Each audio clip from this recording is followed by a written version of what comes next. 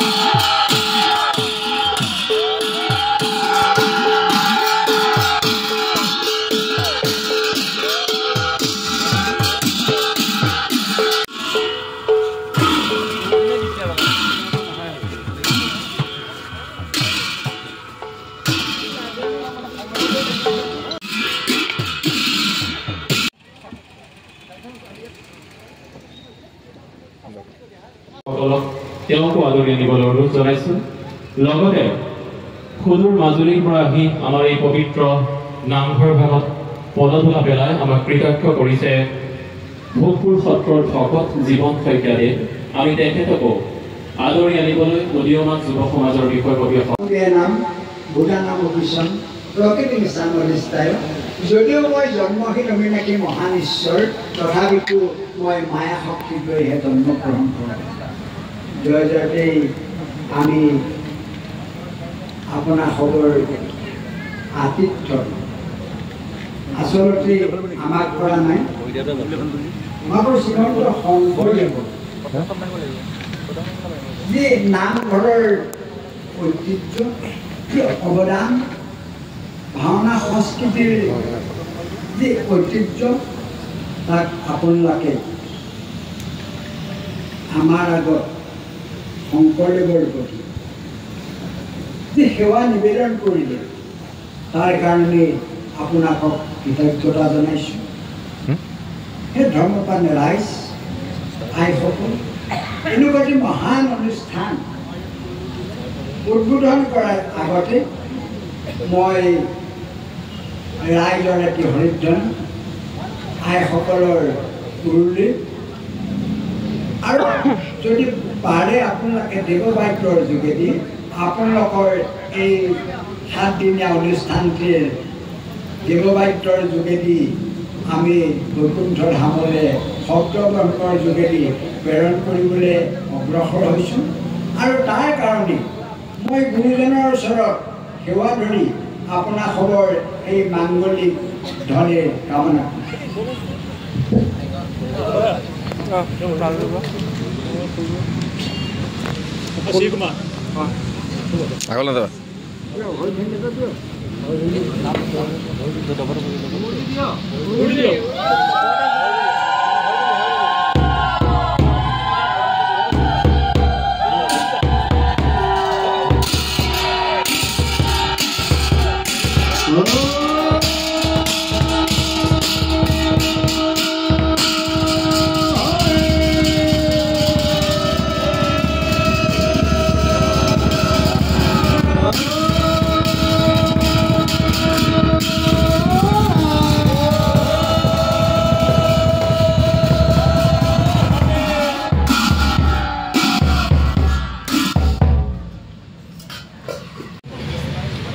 শ্ৰীমন্ত শংকৰদেৱ যি নামঘৰক অসমীয়া জীৱনৰ আত্মাস্বৰূপে প্ৰতিষ্ঠা কৰিছিল।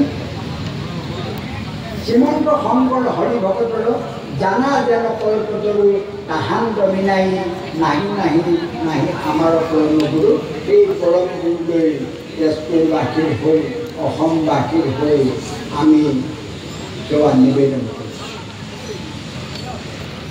ভাওনা আমি যদি ইতিহাসৰ পৰা উঠি আহিছোঁ, আজিৰ পৰা 5000 বছৰৰ আগতেও ভাওনাৰ নাটকৰ যোগেদি প্ৰদৰ্শন কৰিছিল, সংস্কৃত নাটকৰ যোগেদি প্ৰচাৰ হৈছিল। কিন্তু মহাপুৰুষ শ্ৰীমন্ত শংকৰদেৱে অসমীয়া পোনপ্ৰথমতে বিশেষকৈ চিহ্নযাত্ৰাৰ নাটকৰ যোগেদি ভাওনা মুখ্য দ্বাৰ অপালিক্ৰম যে ভাওনা হৈছে মুক্তি মাৰ্গৰ একমাত্ৰ ভগৱন্তৰ কাষলৈ লৈ যোৱা মাধ্যম। এই কথাটোৰ যোগেদিয়েই আমাক ভাওনা অসমীয়া জাতিক পেলাই দিছে। ইহ অভিক্ৰমণ অস্থি প্ৰত্যয়ে ন বিদ্যতে অল্পমাত্ৰস্য ধৰ্মস্য দায়িত্ব মহত ভয়াত। কোনোবাই যদি নিষ্কাম কৰ্ম মাত্ৰৰ অল্পমাত্ৰ অনুষ্ঠান কৰে তেতিয়াহ'লে তেওঁ জন্ম মৃত্যু মহাভয়ৰ পৰা পৰিত্ৰাণ পাব। আপোনালোকে তেজপুৰবাসীয়ে হৰিহৰৰ আদিৰ কথাই হাজাৰ হাজাৰ বছৰৰ আগতে তেজপুৰত যুদ্ধ হৈছিল হৰিহৰত। সেই পৰম্পৰা ৰক্ষা কৰি যি ঐতিহ্যক সন্মান জনাইছে, সঁচাকৈয়ে আমি গৌৰৱ বোধ কৰিছোঁ। আৰু ভাওনাৰ আধ্যাত্মিক মহাত্ম আমাৰ যেতিয়া শ্ৰীকৃষ্ণই নাৰদক স্মৰণ কৰে তৎমুহূৰ্ততেই নাৰদ ওচৰ। সেই আধ্যাত্মিক শক্তিৰ বিষয়ে আজি কিন্তু বিজ্ঞান নিৰূপিত। এনেকুৱা এটা শক্তি আপোনালোকে, মই অতি সুখী হৈছোঁ মোৰ আগত থকা যুৱক যুৱতীসকল। আৰু মই কমা মাৰি ধৰিছোঁ এখেতৰ নেতৃত্ব সভাপতি আপোনালোকৰ যি পৰিৱেশ সাজি দিলে। বিদ্যাং চা বিদ্যাং সত্ৰৰ বেদ অমৃত ৰাষ্ট্ৰতে যিজনে অজ্ঞানতাৰ লগে লগে চিন্ময় জ্ঞানৰ বক্তৃতা শিকিব পাৰে তেওঁ জন্ম মৃত্যু অতিক্ৰম কৰিব পাৰে। গতিকে এই ভাওনা দৰ্শনৰ যোগেদি আপোনালোকে জন্ম মৃত্যু অতিক্ৰম কৰিব পাৰিব।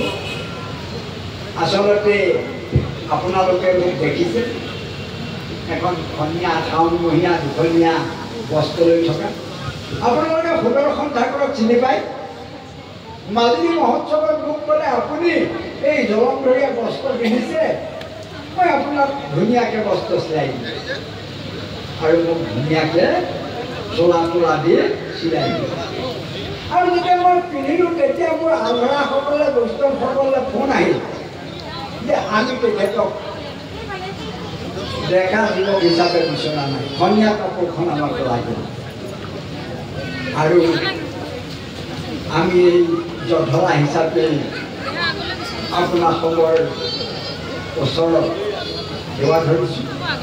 আচলতে যেতিয়া আমাৰ ভক্তি থাকিব আমি কোনো শক্তিয়ে ভয় কৰিব নালাগে। মই এই তেজপুৰ নাট্য সমাৰোহৰ তিনিটা আপোনালোকক কথা কওঁ। আপোনালোকে গা ধুইছে? কেতিয়াবা অন্তৰখন ধুইছেনে? কালিলৈ পৰা অন্তৰখন ধুব। কেনেকৈ ধুব? পানী ধৰাৰ লগে লগে ক'ব কৃষ্ণ বিষ্ণু জনাৰ্দন গোবিন্দ বাসুদেৱ। আকৌ পানী ঢালিব, ক'ব কৃষ্ণ বিষ্ণু জনাৰ্দন গোবিন্দ বাসুদেৱ। তিনিবাৰ ক'ব এই পঞ্চনামে কৰোঁতেও এই স্থানীয় পৰম নিম্ন। আমাৰ দেহ মন অহংকাৰ এইটো আমি ধুব লাগিব। কাপোৰ যেনেকৈ আমি ক'লা হ'লে ধুওঁ, আমাৰ দেহ মন অহংকাৰবিলাক আমি ধুব লাগিব। ২ নম্বৰ আপোনাৰ হবে গা পা ধুই আহি এটা ধূপকাঠি জ্বলাব। যাৰ যি সুবিধা আছে। কিয় জ্বলাম? গীতাত ক'লে ভগৱন্তই অৰ্জুনক যে পবিত্ৰ কণ্ঠতে মই থাকোঁ। আমি তেওঁৰ ওচৰত নিবেদন কৰিম, প্ৰভু তোমাৰ নাম খাওঁতে শুনোতে যেন নেপাহৰোঁ, অন্তিম সময়ত তোমাৰ যাতে নাম নেপাহৰোঁ, সমস্ত তোমাক আমি দায়িত্ব চলি। ৩ নম্বৰ আপুনি মই এই বস্তাটোত খাদ্য ভৰাই আছোঁ। খাদ্য ভৰাই থাকিলে ভগৱন্তই নেখায়। ভগৱন্ত ভক্তিযুক্ত পুৰুষৰ আত্মাবোধ মাধৱৰ প্ৰসাদে মিলয়। প্ৰসাদ মানে আমি যি বস্তু খাওঁ নাৰায়ণ কৃষ্ণ বুলি অৰ্পণা কৰি পেলাই আমি খাম। এই তিনিটা যদি আপোনালোকে কৰে, এই ভাওনা সমাৰোহ হ'লে মই অহা মাজুলীৰ পৰা আৰু মই ৮৪ চনৰ পৰা ব্ৰহ্ম মুহূৰ্তত শুনিছোঁ আৰু সাধনা কৰোঁ। মোৰ পাবলগীয়া নাই, নেপাবলগীয়াও নাই। মান অপমানই মিত্ৰৰি পক্ষই মোক আপোনালোকে মানুহ কৰিব নোৱাৰে, অসন্মান কৰিব নোৱাৰে ভগৱন্তৰ কৃপা। যদি ভগৱন্তৰ কৃপা নহয় গছৰ পাত এটাও লৰিব নোৱাৰে। এজোপা গছ হাজাৰ হাজাৰ দিন বছৰ জীয়াই থাকিব পাৰে। গছৰ দৰে দীৰ্ঘায়ু জীৱন পাবৰ কাৰণে মনুষ্য জন্ম পালো নেকি? কমাৰৰ ভাতি দুটাই মাৰি থকাৰ দৰে আমাৰ নাক দুটা পালো নেকি? মনুষ্য জন্ম কিয় পালো? মই আজি সঁচাকৈ অভিমুখ আপোনালোকৰ যুৱক আপোনালোকৰ কৰ্মাদিবৰ দৰে বয়সস্থসকলে নলবৰে গজালি উঠে। এই দৃশ্য দেখি মই আপোনালোকক আশীৰ্বাদ কৰিছোঁ। যুৱক যুৱতীসকলক মই এটাই কৈছোঁ যে তোৰ ভগৱন্ত ক'ত আছে কচোন? বাপেকে পিতেকক সুধিলে। বাপেক মানে দৈত্যেন্দ্ৰই। কাক সুধিলে? প্ৰহ্লাদক সুধিলে। আৰু তেতিয়া প্ৰহ্লাদে মাধ্যমটো কি ক'লে? যে সকলোকে মই ভগৱান বিৰাজমান। তেতিয়াহ'লে মই ফটিকৰ স্তম্ভটো আছেনে? এটা সেৱা জনালে বোলে ইয়াতো আছে। আৰু মূৰ্তি প্ৰহাৰ কৰাৰ লগে লগে তাতেই মৃত্যুৰূপী ভগৱন্ত। য'তেই ভক্তি তাতেই ভগৱান বিৰাজমান। আপোনালোকে কপৌ দেখিছে? আপোনালোকে শালিকা দেখিছে?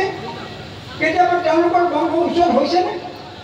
আমি টকাৰ কাৰণে হাহাকাৰ কৰিছোঁ, টকা পইচাৰে পাছে পাছে খেদিছোঁ, শান্তি আমি পোৱা নাই। বহুনাথ জন্মান্তরে জ্ঞানবান বসুজগতি বহু জন্মান্তরের পাছতে মানুষ জ্ঞানবান। আজি আধুনিক যদি আমি সমাজত জ্ঞানবান কওঁ তেতিয়াহ'লে তেওঁলোকৰ ডক্টৰেট আপুনি পালে নে নাই? কিন্তু আমাৰ নাৰদদেৱ জানো ডক্টৰেট? প্ৰহ্লাদদেৱে জানো কোনোবা বিশ্ববিদ্যালয়ত পঢ়িছিল? সেই নাৰদেও নাৰায়ণ নাৰায়ণ বুলি মুক্ত যেনেও কৈছে। আপুনি মই ক'ব লাগিবনে? গতিকে আমাৰ ধ্যান ভগৱন্তৰ ওচৰত আমাক যেনেকৈ কৰ্ম নিৰ্বাহ কৰিছে, বনে বনে ন চন্দন গজে গজে ন মুকুটে যত্ৰ তত্ৰ ন সাধৱে সকলো বনতে চন্দন পোৱা নাযায়। ভাৰতবৰ্ষৰে যদি বৃক্ষ আছে ভগৱন্তক অৰ্চনা কৰা হয়, সেইজোপা হৈছে বগা চন্দন। আৰু বৈষ্ণৱসকলে বগা চন্দন, ব্ৰাহ্মণসকলে ৰঙা চন্দন অৰ্পণ কৰে। গজে গজে ন মুকুটে সকলো হাতীৰে মাথতে মুক্তামণি পোৱা নাযায়। যত্ৰ তত্ৰ ন সাধৱে আপোনালোকৰ দৰে সন্ত সাধু জীৱনত লগ পোৱাটো বৰ ডাঙৰ। তেজপুৰত হাজাৰ হাজাৰ মানুহ আছে, কিন্তু আপোনালোকক মই দৰ্শন পালোঁ। গতিকে আপোনালোকৰ এই পুণ্য সঁচাকৈ মই ধন্য মানিছোঁ। আপোনালোকে সৎকৰ্ম কৰিব। এই অনুষ্ঠানটো আমাৰ 6টা বজাত হোৱা কথা আছিলে। মোৰ বহু ভাষণ ওলাই থাকিব পাৰে, কিন্তু সময়ৰ প্ৰতি লক্ষ্য কৰি শতাংগই মাত্ৰ একদমহে চিন্তা কৰিছিল। মাধৱ মাধৱ বাসী মাধৱ মাধৱ জয়স্য সমন্ত জয়স্য সৰ্বত্ৰ মংগলম। আমাৰ মহাপুৰুষ শ্ৰীমন্ত শংকৰদেৱৰ প্ৰধান শিষ্য মাধৱদেৱ পুৰুষে নাম উখাত কৈছে মাধৱ মাধৱ বাসী মাধৱ মাধৱ জয়স্য সমন্ত জয়স্য মাধৱ মাধৱ নাম দশনত উচৰয়। মাধৱ মাধৱ নাম হৃদয় নিৰন্তৰে সাধু সবে উচৰে সমস্ত কাৰ্য মাধৱ নাম। এই মাধৱৰ নামৰ যোগেদিয়েই আজি মই এই ভাওনা সমাৰোহৰ উদ্বোধন কৰা বুলি ঘোষণা কৰিলোঁ। জয় শ্ৰীমন্ত শংকৰদেৱ।